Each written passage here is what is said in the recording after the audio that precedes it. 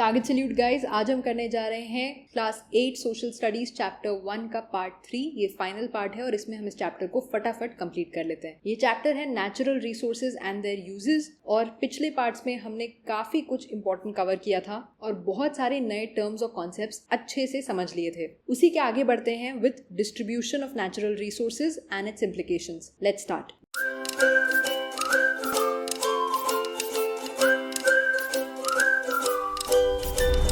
Natural resources जो हैं वो पूरे अर्थ पे इवनली डिस्ट्रीब्यूटेड नहीं है। मतलब कुछ एरियाज ऐसे हैं जहाँ पे ज्यादा नेचुरल रिसोर्सेज पाए जाते हैं, कुछ एरियाज हैं जहाँ पे बहुत ज्यादा नेचुरल रिसोर्सेज प्रेजेंट नहीं है। अब इससे हमें क्या फर्क पड़ता है? हमें बहुत फर्क पड़ता है, क्योंकि ये जो डिस्ट्रीब्यूशन है नेचुरल रिसोर्सेज का, ये शेप करता है human settlements, trade patterns, international relations और इवन वॉर्स एंड कॉन्फ्लिक्ट्स। आपको भी मालूम है, पहले से भी होते आ रहे हैं और अभी भी हो रहे हैं बहुत सारे वॉर्स और कॉन्फ्लिक्ट्स फॉर नेचुरल रिसोर्सेज। सभी को चाहिए, है ना? इसी से डिटरमिन होता है इवन पहले के जमाने में भी कि लोग कहाँ रहते थे, ह्यूमन सेटलमेंट्स कहाँ होती थी, ट्रेड कैसे होता था, किससे होता था और कंट्रीज की इंटरनेशनल रिलेशंस कैसे होते थे। कोई भी अगर नेचुरल रिसोर्सेज के पास इंडस्ट्रीज बनाता है तो वहाँ पे फिर लोगों को एम्प्लॉयमेंट मिलती है, फिर धीरे धीरे वहाँ टाउनशिप्स बन जाती हैं, घर बन जाते हैं, लोगों को जॉब्स मिलने लग जाती हैं, फिर वहाँ पे मॉडर्न फैसिलिटीज आ जाती हैं, एमिनिटीज आ जाती हैं और so called quality of life improve हो जाती है। तो सब कुछ तो इसमें अच्छा लग रहा है, हमें नेचुरल रिसोर्सेज के अराउंड और इंडस्ट्रीज बनानी चाहिए, है ना? नहीं, थोड़े से यहाँ पे कॉस्ट बेनिफिट एनालिसिस करने की जरूरत है। अच्छी चीजें तो होती हैं लेकिन कुछ बुरी चीजें भी होती हैं और ये कॉस्ट जो है ये शॉर्ट टर्म में भी होते हैं और लॉन्ग टर्म में भी होते हैं। बहुत सारे लोग जो ऐसे रिसोर्स रिच एरियाज में रहते हैं, काफी बार उनको अपना घर छोड़ना पड़ता है, क्योंकि अगर आपको वहाँ पे इंडस्ट्री डेवलप करनी है या रिसोर्स को एक्सट्रैक्ट करना है तो वहां से उन लोगों को हटाना पड़ेगा। बहुत बार ऐसा भी होता है कि इन लोगों के जो सेक्रेड प्लेसेस होते हैं उनको भी हटाने की जरूरत पड़ सकती है उन रिसोर्सेज को एक्सट्रैक्ट करने के लिए, और इससे होती है कॉन्फ्लिक्ट। लोगों को अपना घर छोड़ना पड़ता है, अपना कल्चर, अपनी लाइफ सब पीछे छोड़ के हटना पड़ता है जिससे वो रिसोर्सेज एक्सट्रैक्ट हो पाए। नेचर को पॉलिटिकल बाउंड्री से मतलब ही नहीं है, उसको नहीं मालूम कि कौन सी कंट्री कहाँ खत्म हो रही है और कहाँ शुरू हो रही है। नेचर ने तो अपने हिसाब से नेचुरल रिसोर्सेज पूरे अर्थ पे बांट रखे हैं। अब इन्हीं नेचुरल रिसोर्सेज की वजह से होता है ट्रेड, नेशनल और इंटरनेशनल। पुराने जमाने में इसी ट्रेड की वजह से बड़े बड़े एम्पायर्स खड़े हुए थे इंडिया में, और जब आप नेचुरल रिसोर्सेज के साथ साथ ह्यूमन नॉलेज और स्किल भी लगा देते हो तो आप यूनिक प्रोडक्ट्स भी बना सकते हो जो फिर से ट्रेड में हेल्प करती हैं। लेकिन जब नेचुरल रिसोर्सेज शेयर करने की बात आती है तो बहुत दिक्कत होती है। फॉर एग्जाम्पल, कावेरी रिवर बहुत सारे स्टेट्स में से फ्लो करती है, कर्नाटका, तमिलनाडु, केरला और पुडुचेरी, और इससे होती है स्टेट्स के बीच में टेंशन कि स्टेट को कितना पानी मिलेगा। तो इसके लिए बहुत नेगोशिएशन करना पड़ा, स्टेट्स को आपस में बैठ के बात करनी पड़ी जिससे एक तरीका निकाला जाए कि इस पानी को पीसफुली ढंग से फेयरली यूज कर पाए सारे स्टेट्स। जब स्टेट्स में ही इतना टेंशन हो गया तो आप सोचो अगर नेचुरल रिसोर्सेज को कंट्रीज को शेयर करना है तो ये कितने ज्यादा टेंशन वाली बात है। इसी से एक कॉन्सेप्ट निकल के आता है जो ये कहता है abundant natural resources do not guarantee economic prosperity. अगर कोई लैंड है, कोई कंट्री है जहाँ पे बहुत सारे नेचुरल रिसोर्सेज हैं तो जरूरी नहीं है कि वो कंट्री जो है वो बहुत ही रिच हो। बहुत बार ऐसा भी होता है कि जिस कंट्री में ज्यादा नेचुरल रिसोर्सेज होते हैं उसकी ग्रोथ एक्चुअली धीरे होती है, उसका डेवलपमेंट कम होता है, और इस चीज को इकोनॉमिस्ट्स कहते हैं नेचुरल रिसोर्स कर्स या फिर पैराडॉक्स ऑफ प्लेंटी। ये दोनों टर्म्स नीडलेस टू से एग्जाम्स के लिए बहुत ज्यादा इंपॉर्टेंट है। बहुत सारी कंट्रीज जो हैं वो अपने नेचुरल रिसोर्सेज के अराउंड इंडस्ट्रीज नहीं बना पाती, उन रिसोर्सेज को यूज करके कोई हायर वैल्यू प्रोडक्ट्स नहीं बना पाती, जिसकी वजह से वो पीछे रह जाती। दूसरे लोग आके उनके नेचुरल रिसोर्सेज का फायदा उठा के चले जाते हैं। अच्छी बात यह है कि इंडिया ने ये जो कर्ज है ये अवॉइड कर रखा है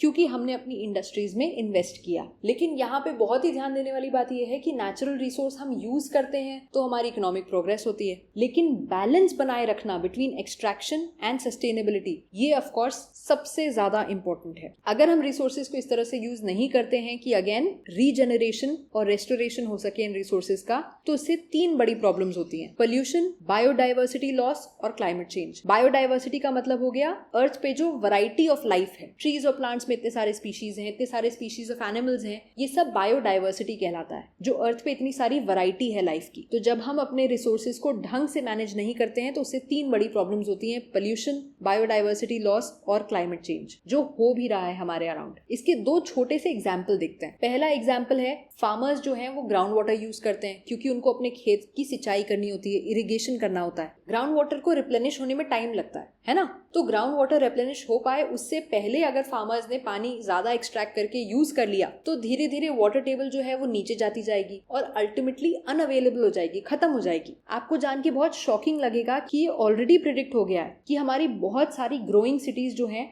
वहां पे ग्राउंड वाटर जल्द ही खत्म हो जाएगा। ये कितनी ज्यादा प्रॉब्लमैटिक बात है, आप एक बार सोच के देखो। पानी की कितनी दिक्कत होने वाली है और उसको रोकने का अभी भी टाइम है। इनिशिएटिव्स लिए जा रहे हैं ग्राउंड वाटर के लेवल को रेज करने के लिए, जैसे कि वाटर हार्वेस्टिंग करा जा रहा है। ट्रेडिशनल प्रैक्टिसेस जो पहले के जमाने में वाटर हार्वेस्टिंग की प्रैक्टिसेस थी हमारे इंडिया में करी जाती थी, वो रिवाइव करी जा रही हैं। पॉन्ड्स और टैंक्स को रिजुवेनेट किया जा रहा है, ठीक किया जा रहा है। पानी का वेस्टेज रोका जा रहा है, लोगों में अवेयरनेस लाई जा रही है कि पानी को मत वेस्ट करिए, और जो पानी ऑलरेडी यूज हो गया है उसको प्रोसेस करके रीयूज करना भी इनकरेज किया जा रहा है। इसका दूसरा एग्जाम्पल है कि जब खेती में बहुत ज्यादा केमिकल फर्टिलाइजर्स और पेस्टिसाइड्स यूज होते हैं तो सॉइल जो है वो खराब हो जाती है। जो पुराने जमाने में ट्रेडिशनल फार्मिंग प्रैक्टिसेस इंडिया में यूज होती थी उसमें सॉइल को धरती माँ बोला जाता था, mother earth. Natural fertilizers use होते थे, काउ डंग यूज होता था, मल्चिंग, मल्टी क्रॉपिंग, इस तरह से सॉइल का होलिस्टिक मैनेजमेंट होता था जिससे सॉइल जो है वो खराब ना हो जाए। मिट्टी की वैल्यू वो लोग समझते थे। तो उस हिसाब से देखा जाए तो वाटर और सॉइल दोनों क्या है, रिन्यूएबल रिसोर्सेज हैं। तो ये रिस्टोर और रीजेनरेट हो सकते हैं अगर हम इनको ढंग से मैनेज करें। इसी से रिलेटेड 3 छोटी केस स्टडीज दी हैं आपकी बुक में जो हमें पढ़ना चाहिए, जो आपके एग्जाम में पूछी जा सकती है। पहला है a case study from Punjab, over exploitation of ground water. वही चीज जो अभी मैंने आपको एग्जाम्पल दिया था।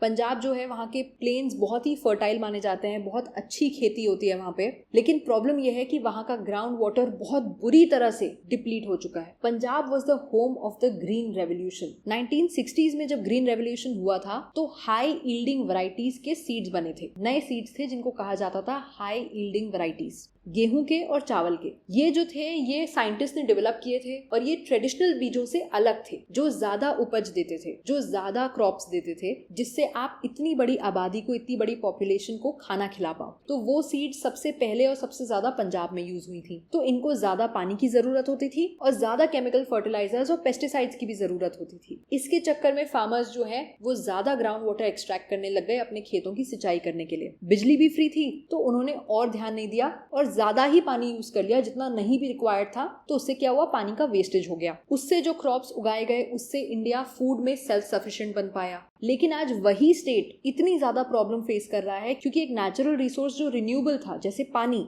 वो इतना ज्यादा एक्सप्लॉइट हो गया है कि अभी वो इररिपेयरेबल हो गया है, at least in the short run. Short term में ग्राउंड वाटर पंजाब में बहुत जल्दी पूरी तरह से खत्म होने वाला है, अराउंड 80% एरियाज में। 80% of Punjab's area has been classified as over exploited. जो पंजाब का ग्राउंड वाटर है वो अब प्रैक्टिकली इनएक्सेसिबल हो गया है। ग्राउंड वाटर एक्सेस करने के लिए हमें क्या करना पड़ता है, हमें जमीन में खोदना पड़ता है। पहले अगर वाटर टेबल जब ऊपर था तो आप थोड़ा सा ही खोदोगे, आपको पानी मिल जाएगा, आप हैंडपंप लगा के या इरिगेशन पंप्स लगा के उसको यूज कर सकते हो। लेकिन अब ऐसा हो गया है कि आपको 30 मीटर्स तक नीचे जाना पड़ता है तब जाके आपको पानी मिलता है। तो ये काफी नीचे हो गया और ये पानी वैसे भी पल्यूट हो गया है because of chemical fertilizers and pesticides. और ये प्रॉब्लम सिर्फ पंजाब की नहीं है, एक्चुअली बहुत सारे स्टेट्स की है। शॉर्ट टर्म में तो हमने फूड सिक्योरिटी बना ली अपनी कंट्री के लिए, लेकिन लॉन्ग टर्म के लिए ये हमने बहुत बड़ी प्रॉब्लम बना दी जिसको ठीक होने में काफी टाइम लग जाएगा। दूसरी केस स्टडी है सीमेंट की। सीमेंट हमारे चारों तरफ है, कोई भी बिल्डिंग बनती है तो उसमें सीमेंट यूज होता ही है आजकल। लेकिन क्या आपको मालूम है कि production of cement is actually one of the most polluting industries. Cement बनाने का जो प्रोसेस होता है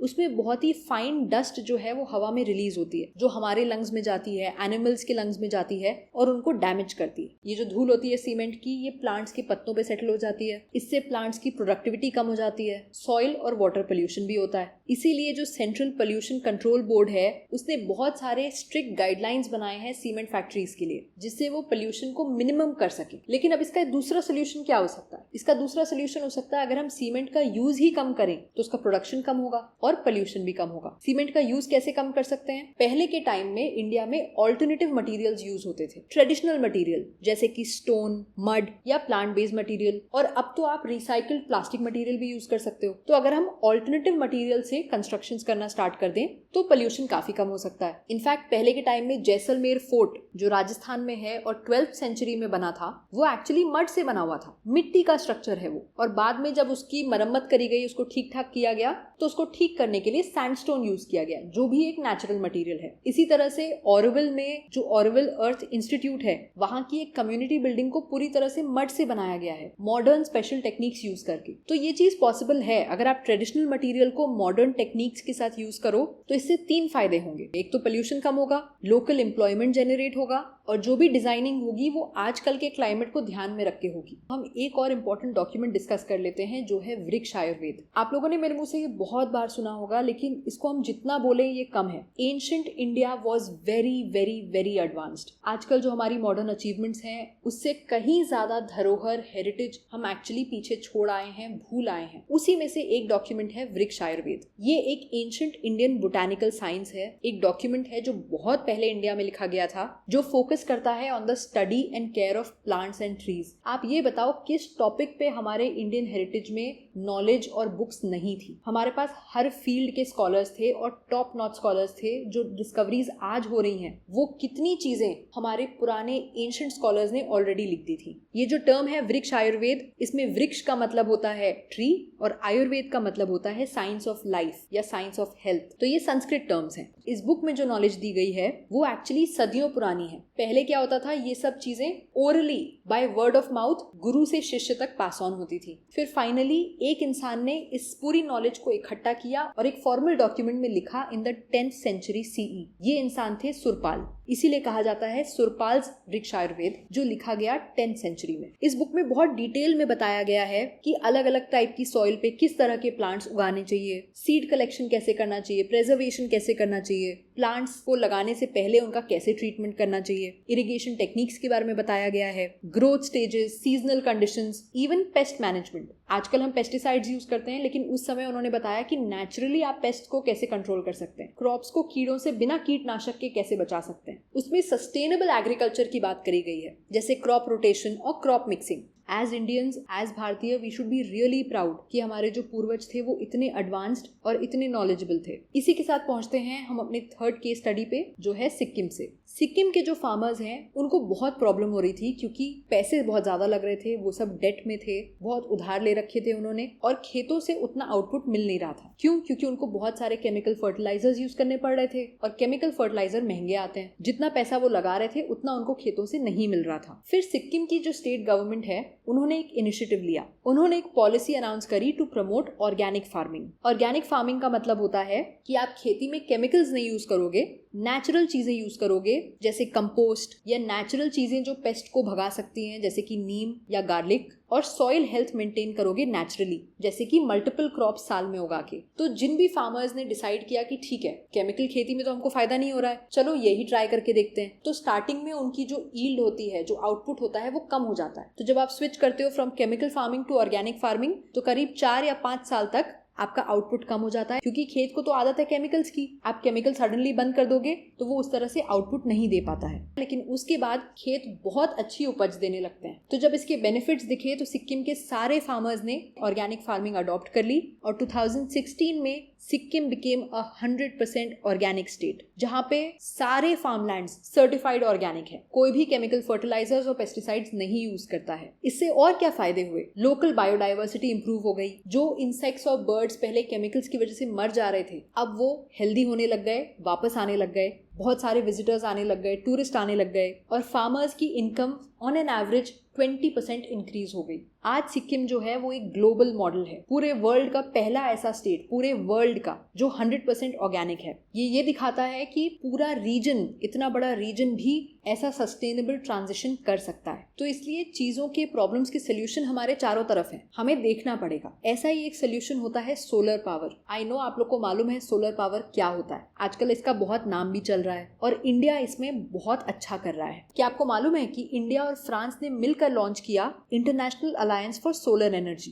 IASE, 2015 में। ये कोएलिशन है जो जितनी भी सनशाइन रिच कंट्रीज है, जहां पे अच्छी खासी धूप आती है, उन कंट्रीज का कोएलिशन है जिन्होंने कमिट किया है कि वो इस रिन्यूएबल एनर्जी को हार्नेस करेंगे, इसको प्रमोट करेंगे। ये ऐसी कंट्रीज के लिए बहुत अच्छा है जहां साल भर अच्छी खासी धूप आती है। और इस चीज में लीड ली इंडिया ने बहुत सारी कंट्रीज की हेल्प करी, बहुत सारे बिलियंस ऑफ डॉलर्स को सही तरह से यूज करवाने में हेल्प करी in solar projects in many developing countries. India ने अपनी टेक्निकल एक्सपर्टीज शेयर करी, अफोर्डेबल फाइनेंसिंग ऑप्शंस बनाए जिससे दूसरी कंट्रीज भी इस नेचुरल रिसोर्स की तरफ आगे बढ़ सके। इंडिया के सोलर एम्बिशन का एक एग्जाम्पल है हादला सोलर पार्क, जो दिखाता है कि एक कंट्री जो अगर दृढ़ निश्चय कर ले तो वो कैसे ट्रेडिशनल एनर्जी से एक्चुअली रिन्यूएबल एनर्जी की तरफ बढ़ सकती है। भादला सोलर पार्क जो है ये राजस्थान में थार डेजर्ट में लगाया गया है 56 स्क्वायर किलोमीटर्स में। ये आपकी बुक में नहीं दिया है, मैं आपकी नॉलेज के लिए बता रही हूँ। इस सोलर पार्क की पूरी इंस्टॉल्ड कैपेसिटी है अराउंड 2245 मेगावाट्स। तो ये जो IASE है ये दिखाता है कि इंडिया जो है वो कितना अवेयर है अपने नेचुरल रिसोर्सेज को लेके, और समझे भी क्यों ना, हमारा जो एंशिएंट कल्चर है वो इस चीज को पूरी तरह से सपोर्ट करता है। इनफैक्ट भगवत गीता में एक कॉन्सेप्ट होता है जिसको कहते हैं लोक संग्रह, जिसका मतलब होता है कि हर इंसान को अपनी पर्सनल इच्छाओं को किनारे रखते हुए कलेक्टिवली सबका भला सोचना चाहिए, सबके भले के लिए काम करना चाहिए। और इंडिया इन आइडियल्स को बहुत ढंग से फॉलो करता है। इसी के साथ ये चैप्टर होता है कंप्लीट। आई होप आपको इसके सारे कॉन्सेप्ट्स बहुत ढंग से समझ में आ गए होंगे। अगर चैप्टर पसंद आया हो तो don't forget to subscribe, like and share it with your friends. I will see you guys next time. तब तक के लिए take care and keep it simple. Bye bye.